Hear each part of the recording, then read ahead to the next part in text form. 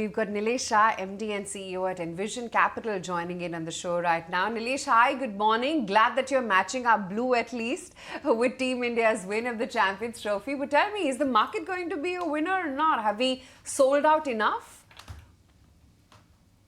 Yeah, Aisha, I think India will remain a winner, be it sports or be it the main street or be it the main street.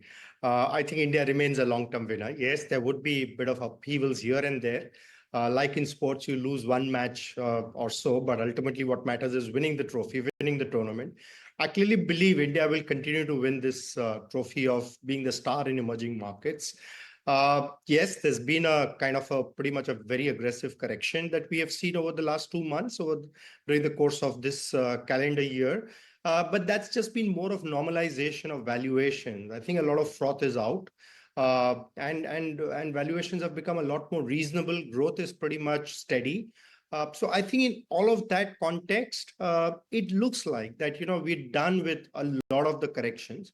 It's quite possible we may go through some bit of consolidation as we grapple with global macros, as we grapple with local macros. But I think post that, we should be in a pretty much a sweet spot. Interesting. Let's pick it up, market cap wise, Nilesh, because even right now, and especially those who've sort of burnt their fingers badly in the small and mid caps, are sort of, rushing towards safer pockets like large caps right now. Would you make that distinction at all? Uh, I still think as investors, we need to be bottom up. I don't think one should necessarily flock entirely towards large cap because the biggest challenge with large caps is basically growth. Most of the large cap companies are not growing beyond the single digit rate. And when you are in equities, you are there for growth. You are not there essentially necessarily only and only for safety. I mean, instead of then large caps, you might as well be in fixed income and earn your certain 7 to 8%. So clearly, I would still believe that one should be constructive about the small cap space. One should be constructive about emerging businesses. One should be constructive about businesses which can sustain double-digit growth rates with a balance sheet which is intact and with governance which essentially is kind of non-negotiable. So I think as long as there is growth, there's a strong balance sheet and there's good governance, I wouldn't want to kind of necessarily make that distinction between large cap and mid to small cap. All right. Hi, Nilesh. Good morning. This is Shrishti also joining in. Good to be speaking with you. But since you say that one should be really constructive about the SMIDs as well and not just the large caps, give us some sense that given the recent correction, because though on the index level we are just talking about the 20% correction from the highs, but the pain in the portfolio is even higher. At this point in time, where are you finding value within the small and the mid end of the market? So, Shristi, I think there are many themes which are going for India, which were there even prior to this year, and I think will remain for this year as well as for rest of this decade. Clearly believe that within the next level of companies, there are several businesses which are creating some very, very robust digital platforms which are relevant for financial services, digital platforms which are relevant for consumer companies. I think that's a very, very interesting space. The whole opportunity in premiumization in the consumer space as India becomes more aspirational. Clearly believe that the top end of the consumer space continues to look very, very attractive. The third is around financialization. Clearly, there's a whole shift where a nation of savers is becoming a nation of investors. Yes, in the short term, there has been a bump or there's been a bit of a J-curve, but I still believe that financialization as an opportunity remains extremely strong, extremely robust. And lastly, around indigenization, be it around manufacturing, be it around the transition in energy. I think these are really some of the pockets where you clearly find excellent businesses which are growing well, have strong balance sheets and are opportunities for the next 3 to 5 years. So I think these are some of the spaces one should be very, very positive and constructive about.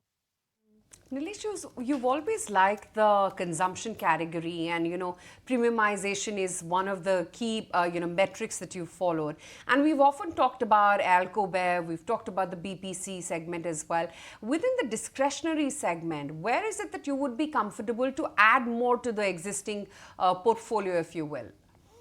So, Aisha, there are two or three areas. I still believe Alco Bev continues to be extremely attractive as an opportunity.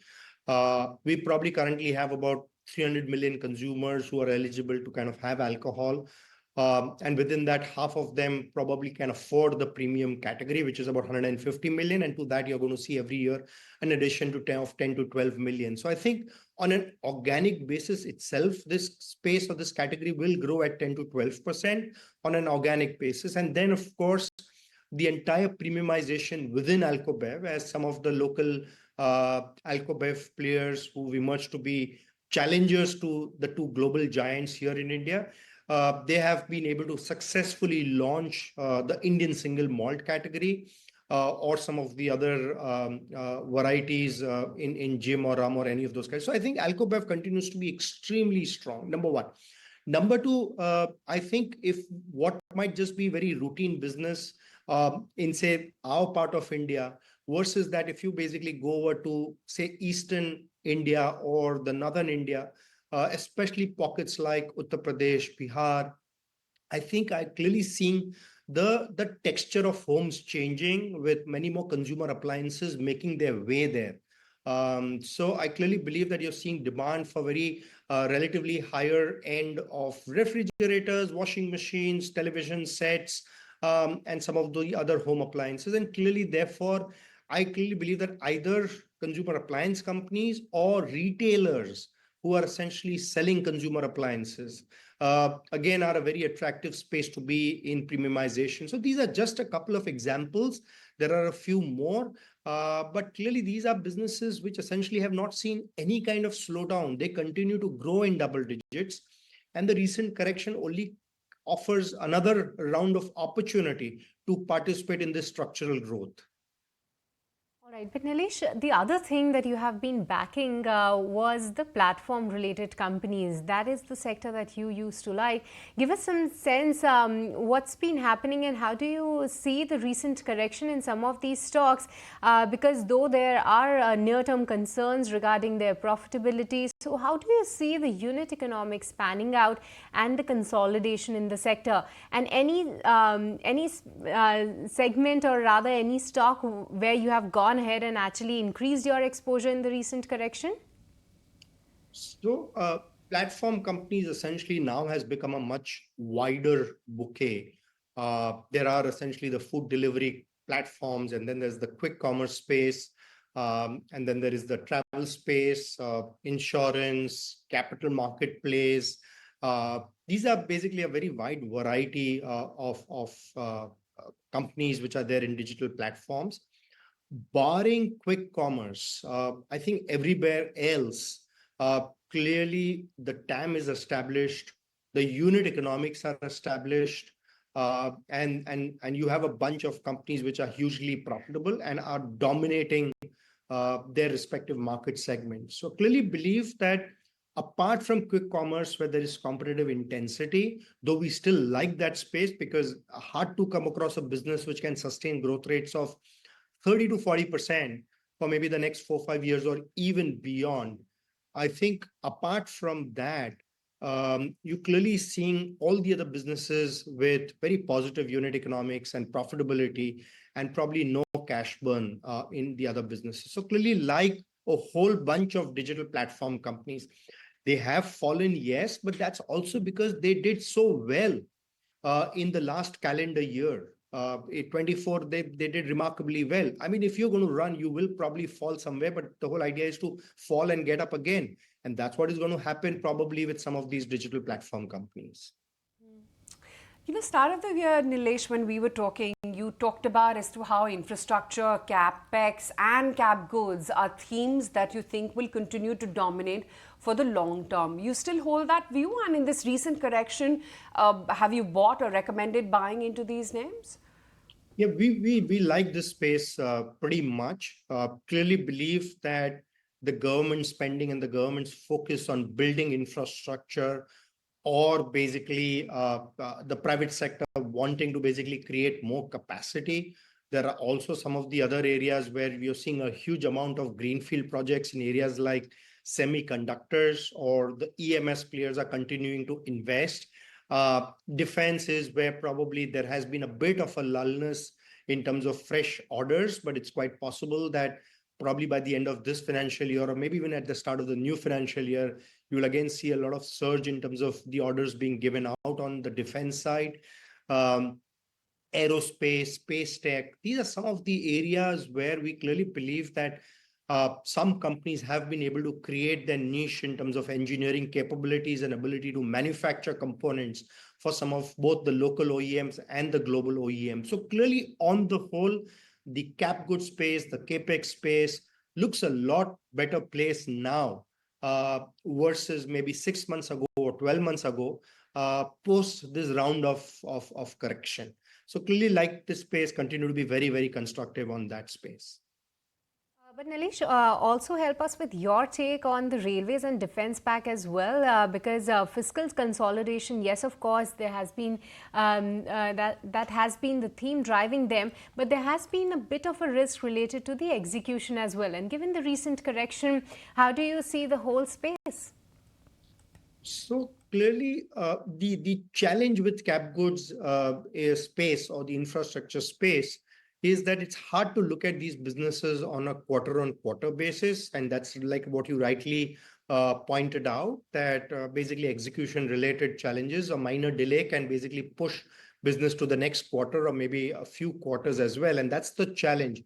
I think the best is to kind of really look at these businesses from a 2 to 3 year perspective, that what could these businesses emerge to be, say, in the next 3 years from a revenue standpoint, earning standpoint, and from a balance sheet standpoint. And I think post that, clearly many of these stocks have now become a lot more attractive with a 3 year horizon rather than maybe a 2 to 3 quarter horizon.